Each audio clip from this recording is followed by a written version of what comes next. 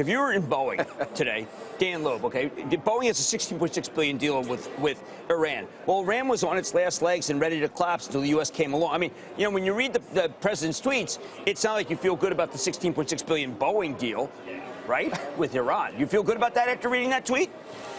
No. So is that one that Dan Loeb is going to jump into? Maybe. Maybe. Maybe. It's inscrutable, Dan.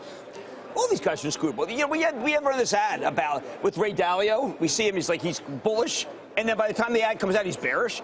I mean, these guys they're a little mercurial. Not as mercurial as President Trump. Hey, but he's conventionally mercurial. But I do think that when we have these hedge fund managers saying what they think, they seem to change their mind with the tweets. Some do. If you were still running your firm, right, and your desk, what infrastructure would you set up to react to those? I would have one person just looking at tweets.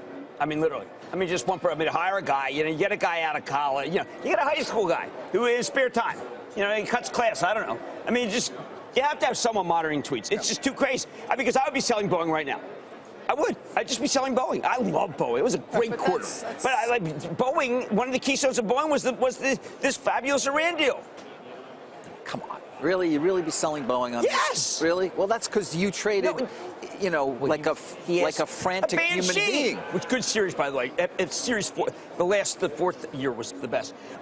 I just think that, yes, in my hedge fund. You'd be selling Boeing now and buying it at 2 o'clock. Well, yeah, well, you asked me what I do in my hedge fund. You didn't say what I do now. This is not the advice you give to our viewers. No, I mean, I was on a swivel. My head was on a swivel then. Now my head is anchored. It is anchored. It's true. No, I mean, he asked me the hedge fund because you would have to do it. You could sell it at 163, buy it back at 161. Right. But I wouldn't do that now. I was so much older than. I'm younger than that now. Good song. Yeah. You know, listen, Loeb was up 6.1% last year. I think he's probably going to be willing to take more risks this year, take more shots. We'll see whether it pays off and certainly see some opportunities. I don't know. Hedge funds.